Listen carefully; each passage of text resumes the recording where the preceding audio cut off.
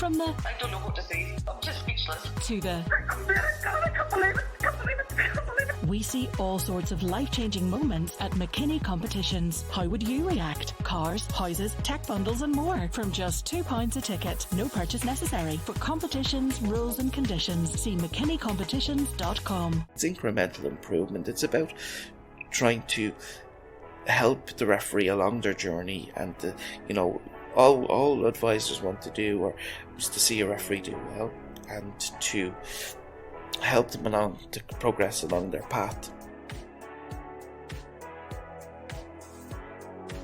And there's a lot of cost has gone into preparing an inter-county team who may get one or get two chances at this. And the rules are being brought in from the side of views to try and to give a team the fairest opportunities to stop cynical play.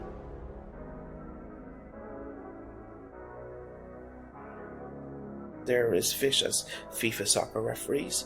In Ulster, the fitness test is 16.8 and at national level is 17.4 on the bleep test.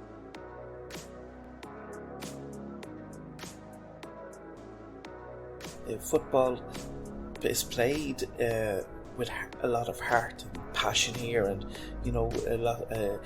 everyone wants to win, and especially you want to beat the local club, and everyone puts their heart and soul into it. So there's no inch given.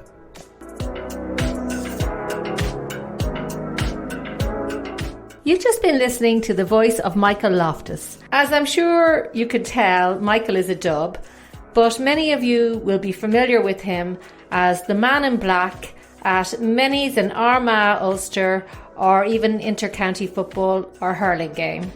While his refereeing days are behind him now, Michael, who began his career as a 16-year-old in Dublin, now is a referee advisor. This is your host Elaine Ingram, and here's Michael to tell us all about the job he loves and what it took to get him where he is today. Hello, Michael. Nice to see you again. We met at one of the matches last week, and so to tell everybody, you're a referee's assessor. Is that the correct term? Well, referee advisor. That's referee what advisor. Okay, yeah, right. That's the referee assessor sounds a bit more. What we try to do now is a little bit different than assessing. It's more trying to give advice on where the referee is going well and where they need to improve. That's the main objective of an advisor. Crave Brewer were playing St. Ewan's from Letterkenny. That was absolutely brilliant. I have to just say, that was a great game. It was a great game for Crave Brewer because St. Ewan's were a senior team. Yeah, and now that I have you here, do you have any inclination of how that managed to happen? Well, so Crave Brewer were playing St. Ewan's, and Crave Brewer are junior hurling, and they ended up playing the senior Donegal team. Played in the That would be the grading where St. Ewan's they regraded to junior, and which would mean right for their level to be fair based on what we saw on Saturday. They were playing at the correct level. They weren't playing. Anyway, so you are the referees aware that you're going to be there? Yeah, the referees would be aware that there'd be an advisor there. They would be there at all Ulster games, Ulster club games, Ulster county games, and at national level games there would be an advisor there. There's always an advisor there. There would be an advisor there, and again they would be looking at elements of the game in relation to team performance, how they communicated with each other, the two linesmen, the referee, how they dealt with tricky situations, volatile situations, key game decisions, for example, the awarding of a penalty, a red card decision, or a decision which could affect the outcome of the game. So that's where we would be looking at how they came to that decision. Was it the correct course of action? Is there anything that they could have done differently if it was not the correct course of action? 99% of the time it is the correct course of action that they make, and they do it. Also, all games are videoed now within Ulster, and maybe in a lot of club games within the club championship are videoed also. And this is a great opportunity for a referee to learn as well, where they will be afforded a copy of the game. They'll look back at the game, given the report, and where they can see where there may be elements of improvement to be made, things that they could have possibly missed, where that they could catch that and be mindful of that for the next game that they go into. Yeah. And that's the whole thing. It's incremental improvement. It's about trying to help the referee along their journey, and all advisors want to do or is to see a referee do well, and to help them along to progress along their path, along their journey, because the way is,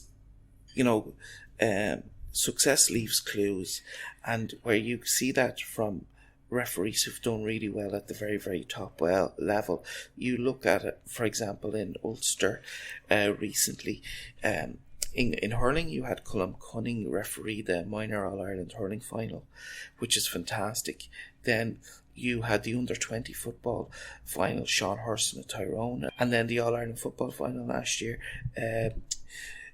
Joe McQuillan refereed the All-Ireland final between Mayo and Tyrone last September. So, Ulster has a great... They have produced some great referees and will continue to do so. Like, for example, Paul Falloon. Yeah, Paul Falloon's doing fantastically well. Refereed the under-20 All-Ireland final back in 2020, Dublin and Galway, and made a fantastic job at the game. And there was one key decision towards the end where Dublin could have got a free, but he didn't give the free, and he was correctly so for not giving the free. And Galway, he was very brave, but it was the right decision, and it was a key game decision. It was a huge call to make, but it was the right call to play on, and but Paul is going well, and so. In Ulster, there's a structure for referees to progress. When they're nominated by their county after maybe doing a county final or doing a county final at some level, they go into the Ulster Academy for 2 years, where they will referee games at underage in the county, say under 17, 19. Minor 20 level, they'll be refereeing at that level to get the experience, league games and so forth. And while they will be running the line in club championship games, Ulster minor or under 20 championship games, to gain that experience refereeing.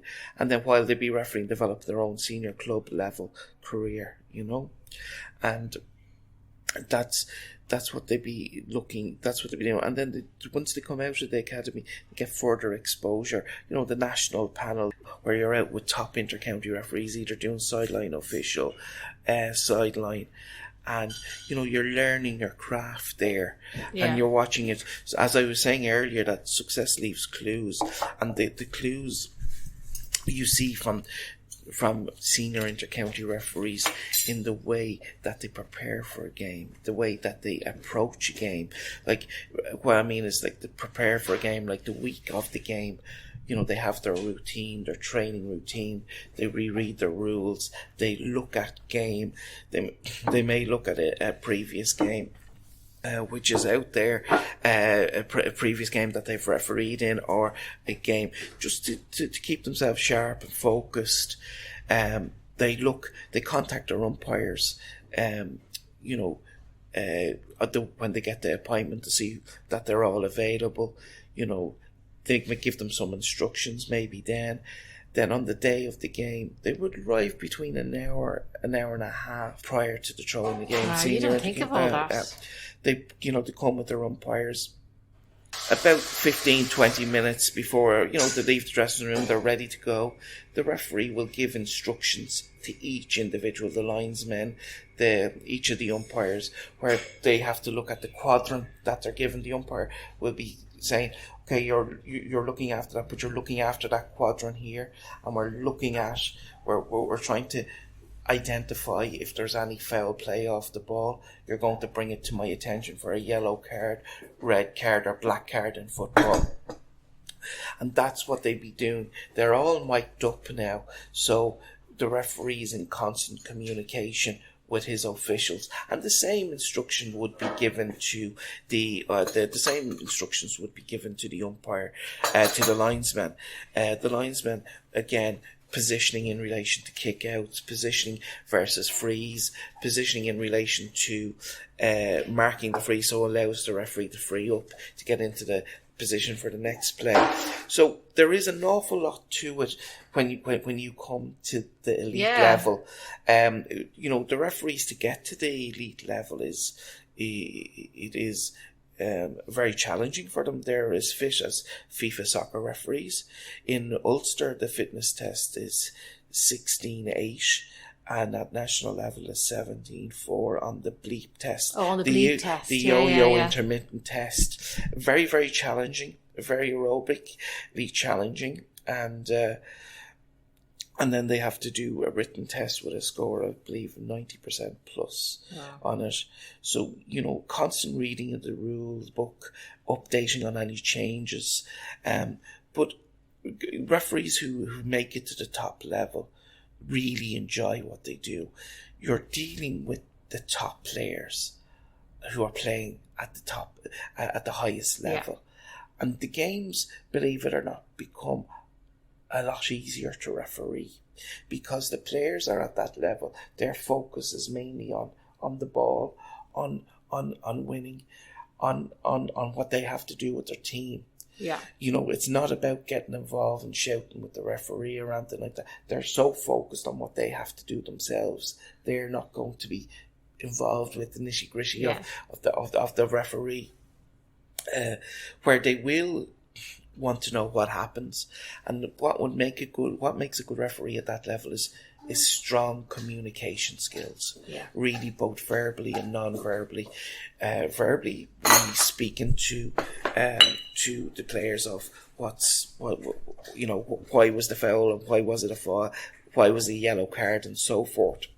And then non-verbal, the signalling. The signalling is very important in relation to the crowd. Why was that free? The only reason you'll know is why the referee's is it a pull on the jersey, if it's over carrying, and so forth. So that's for the crowd's benefit. Is with the crowd and also probably the press, the other players who are far away. Yeah, maybe. And the management as well. You know that's in sort of an overview of elite of refereeing there, but it's very, very interesting. So Michael, so what about yourself now? In terms of you, how did you, you started off as a referee? First of all, now you're based in Mullaghbawn here, and you're married to a Bessbrook woman, I believe. That's correct, Armagh, yeah. We married in 2009 in the Church of Peter and Paul in Bessbrook. We lived in Dublin for a good number of years. Yeah, because you're from Dublin. Yeah, we were in Dublin for a number of years, and then we moved up around 2012. I got involved in refereeing. First of all, I started off refereeing soccer in Dublin back in 92, 93. I did a bit of that. I was very young. I was refereeing underage games. I really enjoyed it. And I was playing Gaelic football for Whitehall and hurling for Whitehall Columkills. And as part of my transition year, to pick up a new skill, I decided to take up refereeing. And I spoke to the club in Whitehall about it, and they supported me, got me my first set of gear, organised me to go on the course. And then I enjoyed it. I got on well. I enjoyed refereeing. I got a sense of satisfaction out of it that two teams were there, and they were there because because the referee was there. If there was no referee, there'd be no game. And, we were taught from there to, to be organised, to be there a good bit beforehand and, treat the players with respect and try and educate them a little bit too while they're playing. It was fairly competitive and I did that for a couple of years. I progressed then. In my first year I was refereeing under 14 and 15 games and I was only 16 myself. Wow. I was refereeing for the Dublin City League. Con Sullivan, a Kerry man, got me involved there. He says to me, I believe you're doing games and would you come, have you a bike? I says I do. I says yeah, I says I do. So will you go and do would you be able to go and do games in like Finglas, Glasnevin, that sort of area for me in Dublin City? And I says, sure I would. And so I got up and got my bike and away you go. And then the hurling board heard about me and I ended up refereeing under 12s to under 15s with them and being just 16. And were you playing at this stage? I was still playing. I was playing under 16 and minor. But I was refereeing in the mornings of the Saturday, playing in the afternoon, playing Sunday morning, and then refereeing during the week as well in the summertime. And that's an awful busy schedule for a 16-year-old. It was, but you know what? I loved it and I ate it up. I just thought this was brilliant. That I was being involved in something and being part of it.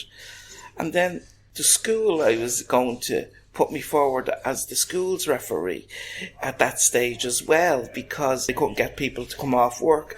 Yeah. And sure, we have a student in the school, sure, we sent him out of class and he'll do the game for us. Right. So I ended up doing schools games as well. And in 96, I was approached and they said to me, would you consider doing the adult course? And I really enjoyed it. I did the adult course in 96 in Dublin. Aidan McSivney, who refereed 2 All-Ireland finals, hurling finals, was given the course. And I did the course and I was, guys who played football for Dublin and played hurling, at a really good level who were there and I seen these guys looking up to them in awe and Jesus, and the course was 6 weeks at the time. I remember because they went page by page through the rule book and they went through each rule specifically. That's not done now, but it was God, they wouldn't want to now, there's so many. Yeah. And they changed them so much. Yeah, and went through it specifically rule by rule, but I really enjoyed it and I came out of it. I passed the course, flew the course and did the fitness test because I was young and did that fine. And then I get this letter in the post about a week later. You're appointed to do an adult match. And me, 16 years of age. You must have been one of the youngest. I was a refereeing, at a really young age, but I really enjoyed it. And it was different. And I was saying, Jesus, what will I do if this fella says what to me? I said it to my dad. He says to me, you're the man in charge. They have to listen to you. You're blowing the whistle. Even though you're 10 years younger than someone. And he says, you blow the whistle, referee what you see. And if you referee what you see and you're honest about it, no one won't say too much to you. I took that approach. No one said anything to me and I continued on, got on my bike, and did my report after the game and everything was fine and we just continued from there. And then, Sean O'Leary at the time, who was the games in charge of the CCC in Croke Park, he was with Nafina and he says to me, what age are you? I says, I'm 17. You driving? I says, I'm not. I says, well, if you can get yourself driving, I'd have a job for you going down the line in inter-county games and other games if you're interested. And I says, well, yeah, we'll see. And then, we that was the first step onto the... That was an incentive to go and get your driver's license? Yeah, well, to get going anyway.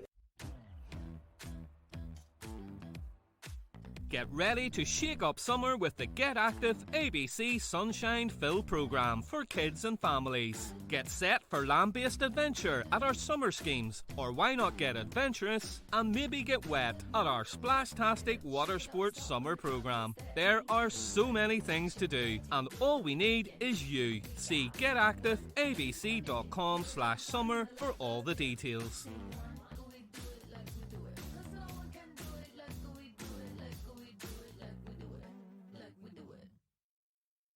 I went to college in Galway. I did hospitality and hotel management. And while I was there, word got out that I did a bit of refereeing. So I ended up refereeing Fitzgibbon Cup games. Wow. And senior football matches, college games when I was in Galway. By God, they were tough. They were very, very demanding on you. They were really, you're seeing players at a different level, and a different type of player as well. And I was 19 at the time, and Jesus, this was good, but it was tough. Yeah. And but I enjoyed that, and I did a couple of games there, and then I went off for a year to Switzerland with college. There was no refereeing done out there, but I came back and finished off the degree and decided to head off to the States. Yeah. And I headed off to the States in, say, 2001. And I was in a pub in Bethesda. At that time, you couldn't get the games anywhere else. You'd had to go to a pub. I know. I used to live there. So I lived in Boston, so I know exactly what it's like when you all headed off on match day. At 9 o'clock in the morning. Yeah, to some whatever pub it was in. That's correct. It was great crack. Yeah. So we went, it was a pub in Bethesda. And I think it was the Mean Fiddler or something like that. Where was this in? In just outside of just outside DC in Maryland. Right, I was DC. living on the other side in Virginia. Yeah. And I was watching the game, and Dublin were playing Kerry. It was the quarter final, and Dublin were on the verge of beating Kerry, and then Maurice Fitzgerald kicks that magnificent point, the one that everyone they show back from the sideline with the outside of his right foot just ducked under the crossbar.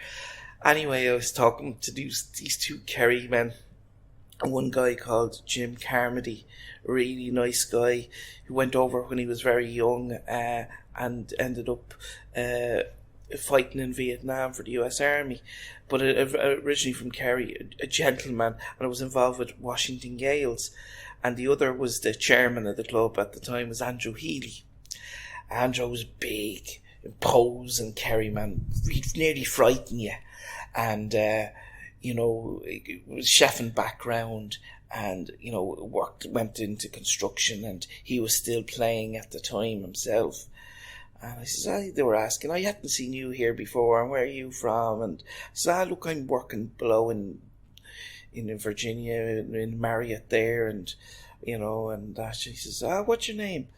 And I said, is that Mick Loftus, the referee? I says, no, you make me think of the other fella above in Mayo.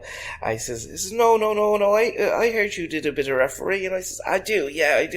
And I was talking to enjoy my time in America, take a break. Under the radar and that. And I says, I think there's this game next week or something. Would you be able to do it? I said, sure, there's me number.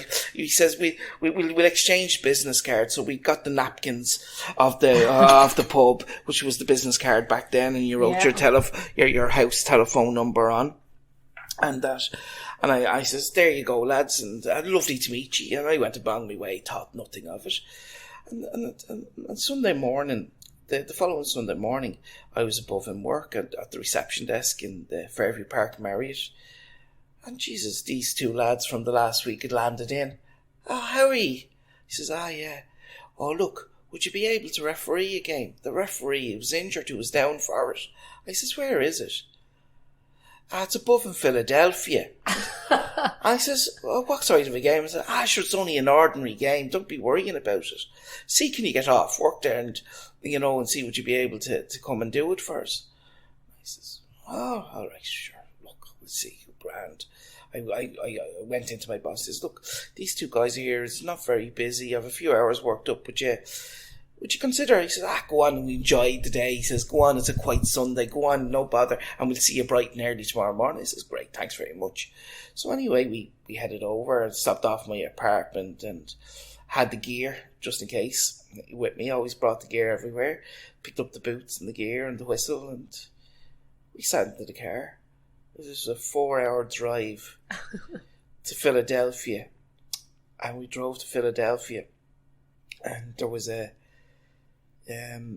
was played in like a school, and they put up nets, and it was like an American football field converted into a Gaelic pitch. And little did I know it was the divisional final for the Eastern Conference. They didn't tell me this. It was a big deal. It was a big deal to everybody was there. The two teams were playing was Tyrone and Donegal, and the winners of this got to go and play the national finals in San Francisco in about 6 weeks' time. And I'm sure there were plenty of county players there. And there was plenty of county players. And one player who stood out, who played for Donegal, was a player called Dermot McNichol. Dermot won an All-Ireland with Derry in 93. Right. And he was a fantastic footballer. But mad as a brush. Absolute mad. Anyway, Donegal got beaten and Tyrone won. And Dermot told me how bright and beautiful I wasn't after the game. But anyway, given that, and do you think you did a good job on the refereeing, or was it just sour grapes on his behalf?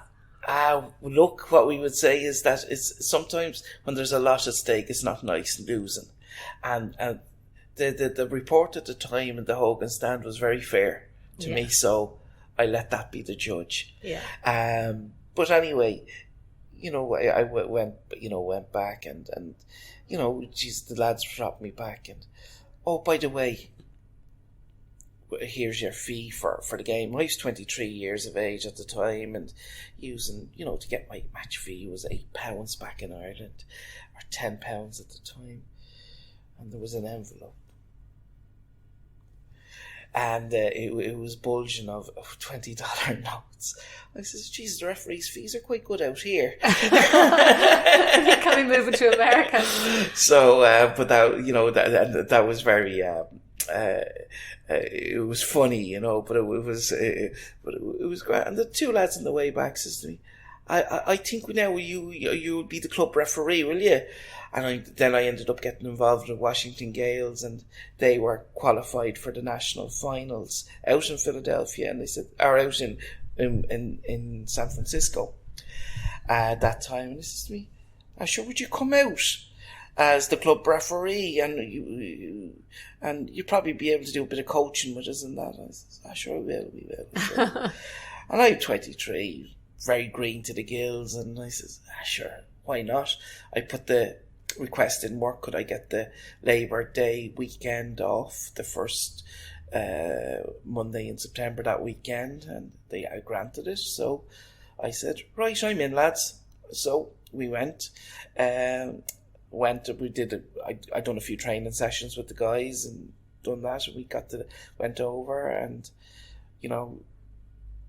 my games didn't clash refereeing with coaching. And the Sunday morning, which was great, Washington Gales went and won the junior championship that year, which was fantastic. They hadn't done it since '98, and it was they won it 3 years previous, and then we won in 2001. It was fantastic, and we weren't given a hope to win it, but we had won it, which was fantastic, and I was delighted to be part of the coaching ticket at the time as a young 23-year-old. Yeah, I mean.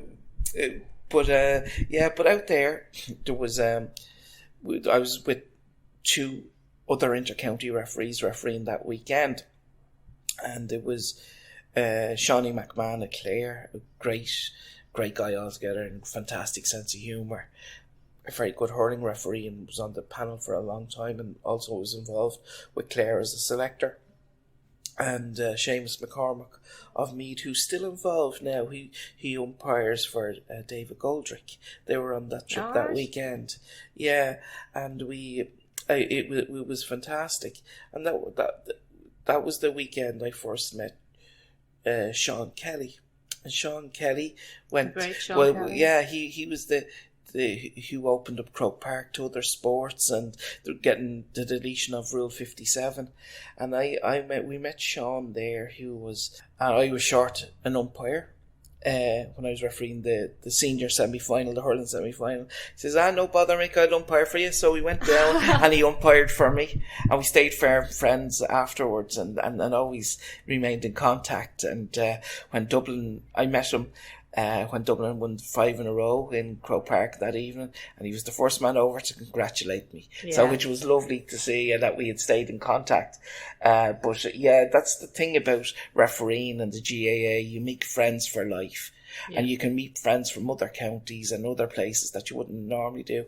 So yeah, that's how I got involved in refereeing. Then I came back and I refereed in Dublin.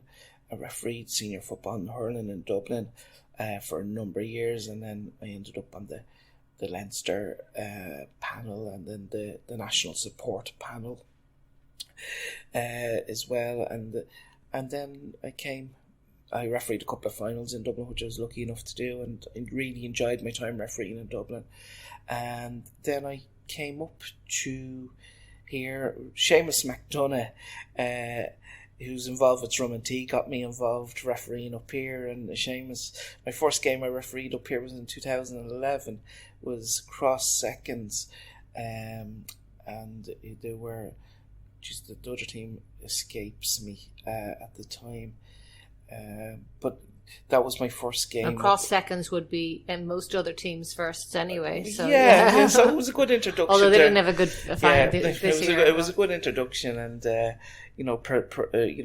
found that football up here, was very parochial. Everyone knew everybody else, and it was very physical. Is there a difference, between the way they've always the traditional, the way people look at Ulster football? What is your feeling on that now, given that you're from? Look, when it took a while, it still would take, to adjust. Especially in football, it's very. The lads off each team would know each other pretty well, where in Dublin they wouldn't know each other as well. There wouldn't it'd be very parochial, and so there'd be a good bit of needle in the local games. In relation to the games, were fairly physical. It'd be hard enough hitting. But look, football is played with a lot of heart and passion here, and everyone wants to win, and especially you want to beat the local club, and everyone puts their heart and soul into it. So there's no inch given, and that's one thing I would have to say about that here. But very, very interesting too. I was lucky enough to referee senior football for a little bit here, and we refereed a bit of senior hurling too, and did a couple of underage hurling finals, and I did a junior hurling final as well while I was up here. So I knew with a family and that, and and time sticked on. I started refereeing it early, and I feel that my refereeing now is my better days of refereeing, I think, is behind me now, and so I'm enjoying now the educational side of it. In 2016, I was approached by Jim O'Rourke, who's chairman of the Ulster referees, to see would I be interested in advising, and I took that up. And then from there, I went into tutoring as well, new referees coming through, and new courses within the club courses and in the in-service courses. And then I'd be looking at and the advising. So I've been looking to advise on really some good referees with great potential coming up, and I've been lucky enough to advise on some of the guys at the very top level, at very top games. In hurling especially, that's what I mainly do. But in Ulster, I do both hurling and football. I've been lucky enough to advise on Ulster club finals, both in hurling and football, and the National League in hurling, and the Leinster final as well. So it must be hard though. I mean, from you've been doing refereeing since you were 16, and the amount of now that you're advising and you're doing those things, the amount of changes and all the rule changes. How have you found? Yeah, the rule changes. The game is evolving. The game is evolving all the time. The players are getting an awful lot fitter, and there's a lot of cost is gone into preparing an inter-county team who may get one or get two chances at this. And the rules are being brought in from the side of the view is to try and, to give a team the fairest opportunities to stop cynical play. So, for example, now was brought in at inter-county level to stop a goal scoring chance, and a pull down within the 20-metre line is a penalty and a 10-minute sin bin. I think that's a great rule. That was the ladies had that long before the footballers, and that was. And they did. They had the 10 minutes in bin, all right. But in relation to that, is that now that's going to come into club refereeing next year, from the 1st of January, and that's going to be pretty tricky now to police, especially when a referee is on his own and he has no help from neutral umpires or neutral linesmen. It's going to be pretty tricky. So that's one thing that I do find a lot of controversy with is that, say in the crowd or in the press box or whatever, people will say, no, that's definitely a black card, it's definitely a black card, and it turns out to be yellow. How hard is it for the referee to make that right call? Okay, the first of all I would say is how easy. It's easy for the people to make the shout to say it's a black card when the referee gives a yellow. But do they understand the complete rule in relation to that? So what I would say is that the rule within rule is a cynical foul in relation to a deliberate pull down, a deliberate trip. Yeah. Remonstrating with a referee, if they're black card offences in football. So I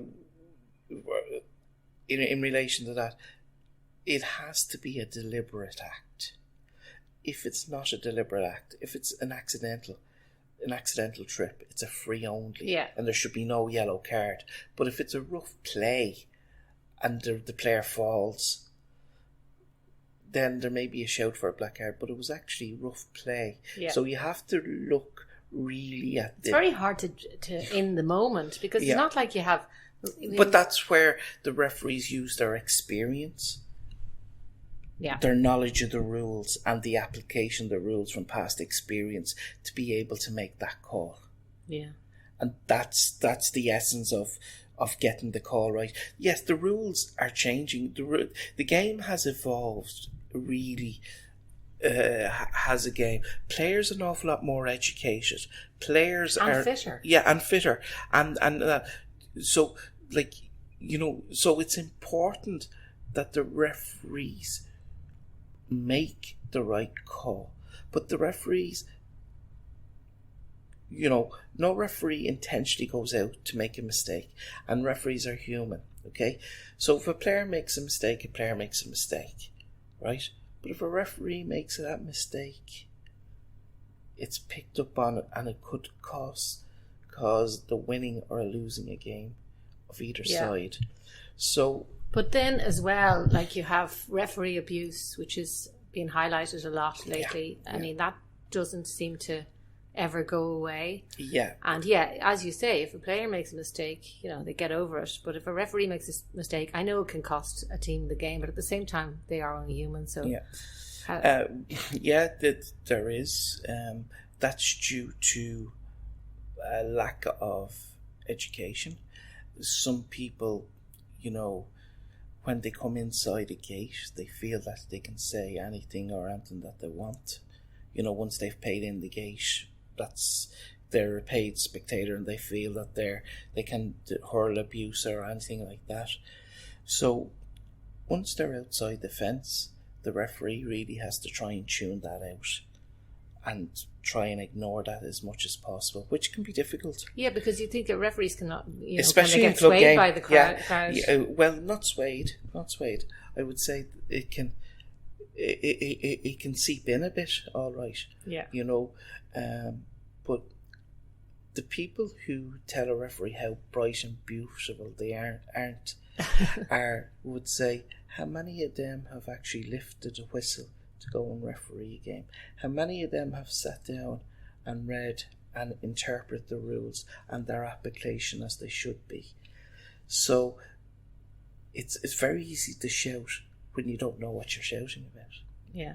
That's, so everyone has an opinion, but is it an informed opinion? Is it an opinion of fact? Yeah. And that's the whole thing, is education. And education is a huge, huge thing. It's about temperament too, though. I mean, is there a certain temperament that you need to have to be a good referee? Well, you have to have, you would have to have a sense of humour. Okay, that's good. But you have to have a temperament of high resilience. You have to be resilient, because a lot of stuff will be said and be written and whatever, but you have to put that to one side and say, okay, that's one person's opinion. We don't have to be reading that or whatever at the other. But in relation to resilient of that, you may have a bad game or a game didn't go as well as you felt it, but the best thing you do is get back up on the horse and get going again to take on the next game. And you build resilience. And that's, people who are refereeing need to be resilient. People, they don't get the breaks that they need, but they keep at it.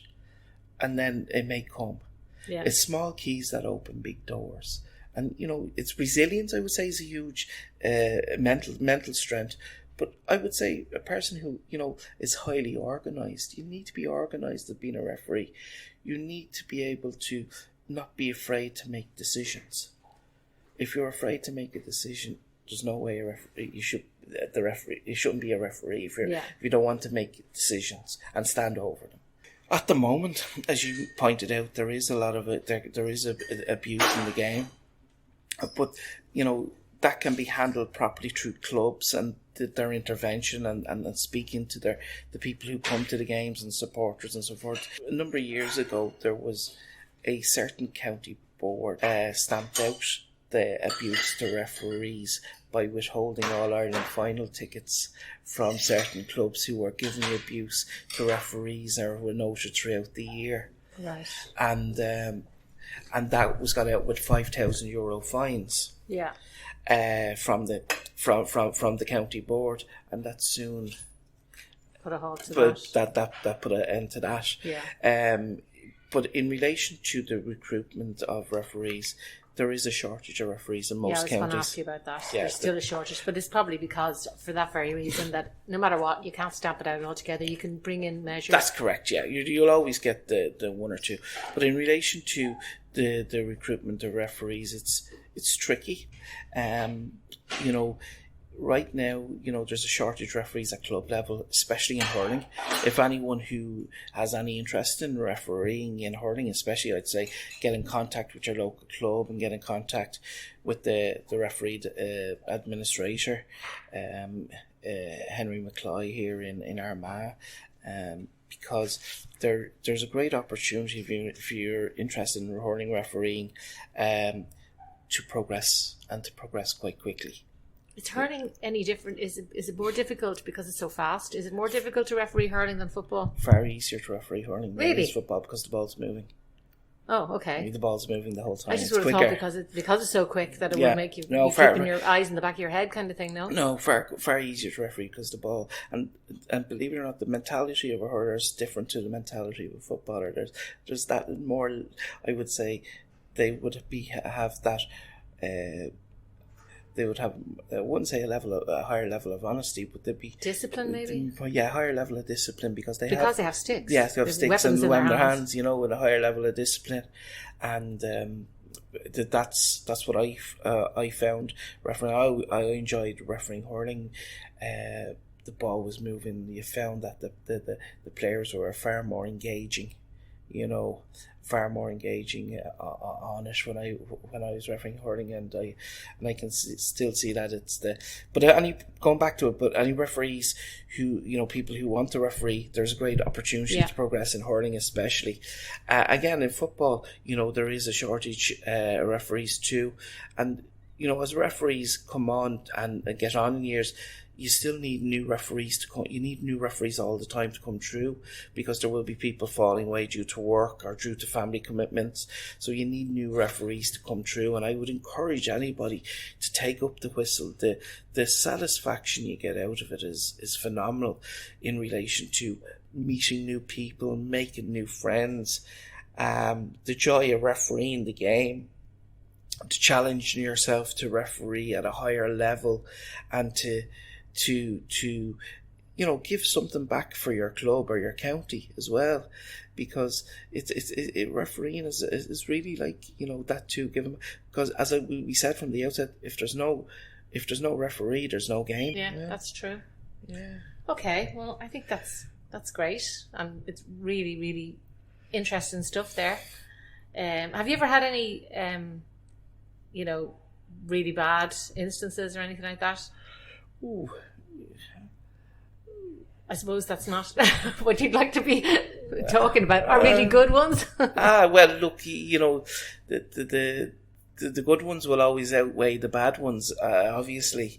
I can't really remember too many bad ones, but I suppose there is always one or two, but you try and put them to the back of your thoughts. But the good ones are the ones that you enjoy. Doing a colleges All-Ireland final in 2011 was really one of my highlights. That was the one that I really enjoyed doing, was to referee a colleges final. Right. In 2000, for the Colleges of Education final in 2011, I refereed it down in UCD. That was one of the highlights. Refereeing in the States was that sounds like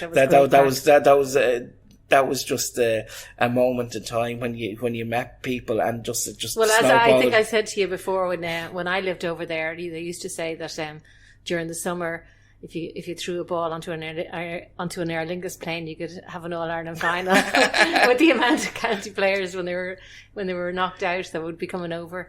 Because even though you were saying you got a big wad of cash for refereeing, I know they didn't pay players as such per se, but kind of everybody knew they were given a good job, usually in construction, and they were there for the summer, and they got looked after, let's say. In relation to that game in Philadelphia, the mileage was appropriate for the miles he had travelled that day. Yes. So that's okay. that's the way it was put. It was correct for the mileage that day back then. But yeah, look, I've had a very enjoyable career, both refereeing in Dublin and in Armagh, and refereeing in Ulster and in Leinster. It's fantastic, and look, I couldn't recommend refereeing enough as a hobby, as an outlet. You're fresh air, you're getting fitness, you're meeting new people, you're challenging yourself. What else? What couldn't be better? Yeah. Okay, that's brilliant, Michael. Thanks very much, Elaine. I've been seeing you out there when you're advising all the referees, keeping an eye on them. Yeah, I look forward to seeing you again at another venue very soon. Thank you. All right, thanks, Michael. I hope you enjoyed listening to Michael talk all things refereeing there. Refereeing often seems like a tough job to have, but Michael makes it sound like a great career. And with having people like Michael there as a referee advisor, it just goes to show how much Gaelic games are progressing. And it seems that with people like Michael doing what he does now, referees should hopefully start to get the respect that they deserve. Thanks for listening. Remember to keep getting all of your news from Armagh, and I hope you join us next time for our podcast.